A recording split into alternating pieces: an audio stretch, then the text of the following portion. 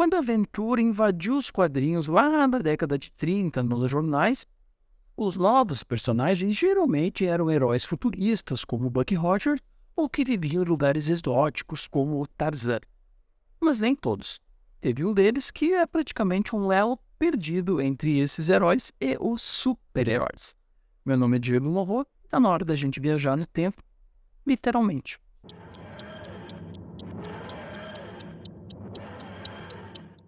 Vincent True Helen nasceu em Perry, Iowa, em 10 de maio de 1900. Como vários artistas dos quadrinhos, desde criança ele gostava de desenhar e com 11 anos ele vai ter a ideia que vai dar origem ao personagem que a gente vai falar agora, o personagem que carimbou o nome dele no hall da fama da nona arte, né? Ele começa a fazer várias ilustrações na escola, fazer charge de professores, de colega e etc, né? Ele com 15 anos de idade, ele consegue vender sua primeira ilustração para o jornal da cidade, né? Que é algo bem diferente, bem, né? 15 anos ele começa muito cedo a já trabalhar com ilustração. Só que em 1917, esse maluco mente a idade para servir na Primeira Guerra Mundial. Ele vai parar lá na França, que é outra coisa importante na biografia dele, ele vai parar lá na França e quase morre envenenado pelo gás, né, que era usado durante, né, a Primeira Guerra Mundial. Quando ele está lá no hospital se recuperando, ele fica desenhando nas cartas dos colegas, né, que estão lá internados, os colegas querem mandar carta, né, para seus familiares, ele fica desenhando, e o jornalista que está em volta fala, cara, talvez tu tenha futuro como ilustrador. Ele gosta da ideia, se empolga, na volta para os Estados Unidos, ele volta em 1919 para os Estados Unidos, e em 1922 ele entra na Drake University para fazer jornalismo. Só que ele briga com um professor, que o professor fala para ele que vai ser um desperdício ele ser ilustrador, não ter futuro, aquele papo sempre, né, que a arte não serve para nada e tal. Ele fica pé da vida com o professor, abandona a faculdade, bota uma mochila nas costas e sai pelos Estados Unidos. E aí ele vai fazer de tudo, ele vai ser boxeador, semi-profissional, ele vai trabalhar como projetor de filmes, mas devagarinho ele vai voltando ali para o meio jornalístico.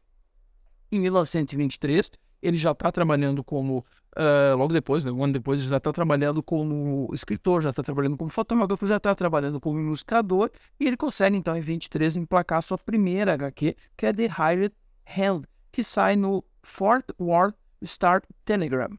Ao mesmo tempo, ele começa a trabalhar no periódico da indústria do petróleo, porque já está tendo ali o boom do petróleo nos Estados Unidos, e ele começa a trabalhar para né, esse periódico, esse veículo da indústria do petróleo, e ele vai visitar os lugares, né, onde está tendo as perfurações, e lá ele fica filosofando, imaginando os dinossauros que moraram ali há muitos anos atrás, que viveram ali e tal. Ele se apaixona pela paleontologia, e tudo isso começa a fervilhar na cabeça dele, para dar origem ao personagem que a gente vai falar agora.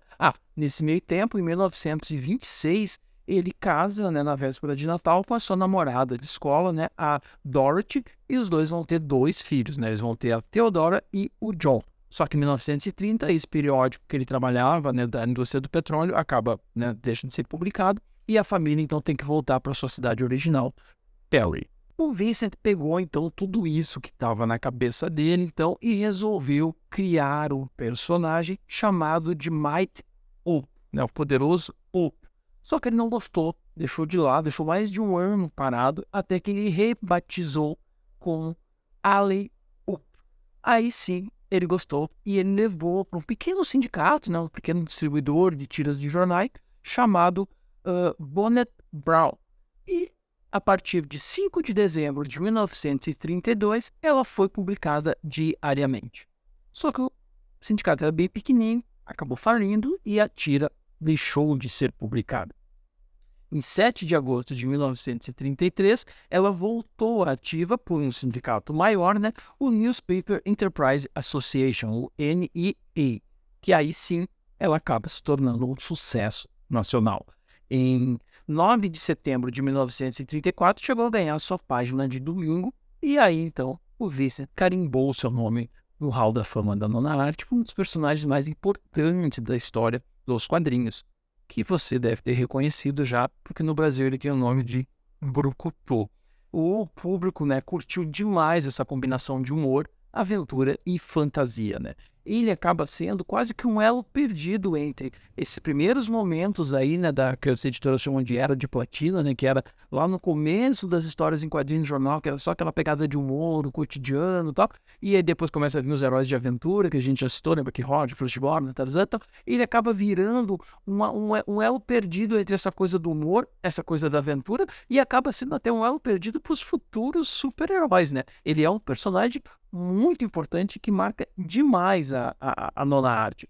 O nome Alley-Oop vem, por tempo da guerra, né? Falei que a guerra era importante na biografia dele, vem de uma expressão francesa que eles usavam lá na Primeira Guerra Mundial, né? Que era Alles Hope, que quer dizer, né? Vamos lá, né? Que é a hora que o soldado gritava quando estavam indo por fonte, estavam indo para a guerra. Então ele brinca com essa expressão, daí que sai o Alley-Oop. O Alley-Oop, ele era um forte, né, um homem das cavernas, né, que vive ali na região no período pré-histórico de Mo, né. Ele usa uma tanga de pele, ele tem, né, sua arma é um tacape todo feito de pedra, né, e ele tem um dinossauro de estimação que é o Gene. E ele não curtia muito ali os seus vizinhos, ele não gostava muito do pessoal ali da sua região, ele preferia ficar caçando as feras pré-históricas ali que ele encontrava pela selva da pré-história.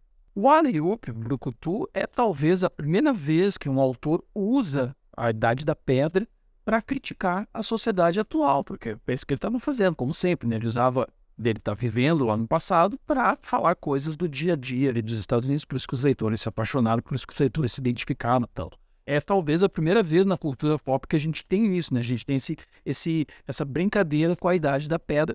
Sim, é óbvio que o DNA dele vai estar em tudo que vem depois. Flintstone, Família Dinossauro, o Maurício de Souza aqui com o Piteco, com o Horácio, tudo isso bebe no Brucutu. O Brucutu é o pai de todos, né? Ele é a sopa primordial de onde sai todas as brincadeiras com a Idade da Pedra que vai acontecer depois, tá? No começo, as histórias focam mais na rivalidade entre ali, né, o povo de Ungu, que é o dele, e os seus antagonistas, né, que são de Lem. É que, né, de novo, né, o Vincent, ele estudou muito, ele se apaixonou muito por paleontologia, por história e tal, então ele vai fazendo muitas referências aos continentes perdidos, né, se separar lá de Mu e Lemúria e tal, ele vai brincando muito com isso. Só que, em 5 de abril de 1939, a Dorothy, né, a esposa do Vincent, que ajudava nos roteiros, ajudava nas cores, né, ela é tão criadora quanto ele, ela tem uma sacada que muda completamente a história e, repito, torna ela uma das mais importantes, faz ela ser uma das mais importantes da nona arte.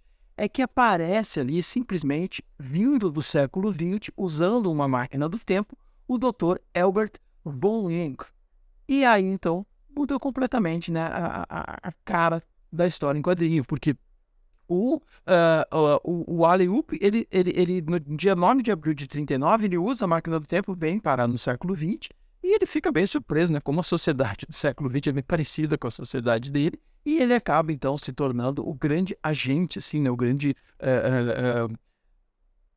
contratado, né, do doutor para viajar pelo tempo e viver altas aventuras em diversas eras da humanidade. Então, a história simplesmente, né, graças à sacada da Dorothy, a história, né, a trama, a base da trama se torna literalmente infinita. Agora eles podem brincar com tudo, não precisa mais ficar preso na idade, né, pré-histórica. Agora eles têm toda a história da humanidade para viajar, para brincar, e aí a história fica sensacional. Diversos personagens históricos apareceram na história em quadrinho, como Cleópatra, até personagens fictícios como Robin Hood e tal, né? E aos poucos eles foram apresentando aparelhos fantásticos, aparelhos de ficção, né? E estão criando um gênero chamado, não sei eu, né? Cyber Cave ou Stone Punk, que a gente pode dar para essa ficção científica na Idade da Pedra aí, né? Então se tornou, né, algo muito marcante. A galeria de personagens vai crescendo também, né? A gente tem a Ula, que é a namorada, né, do Alley. A gente vai ter o G. Oscar Boom, que é um rival, às vezes aliado, antagonista e do Doutor, né? Vai crescendo, né, o seu número de personagens. Repito, é uma das histórias mais influentes, mais importantes da nona arte. No auge, ela teve presente em mais de 800 jornais só nos Estados Unidos e até hoje continua sendo publicada, né, em diversos jornais. Ela foi publicada em muitos países, aqui no Brasil, né, ganhou o nome de Brucutu, e uma prova, né, da sua importância é que em 1995, quando o governo dos Estados Unidos criou uma série de selos especiais, né, que eles batizaram de Comic Strip Classics.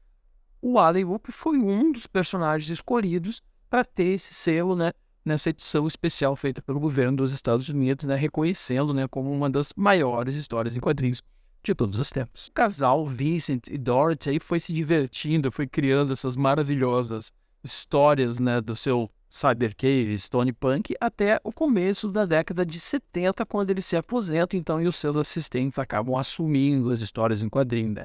A última tira diária feita pelo Vincent foi publicada em 31 de dezembro de 1972, e a sua última página de domingo saiu em 1º de abril de 1973. Quando os dois se aposentam, eles vão morar na Flórida, né?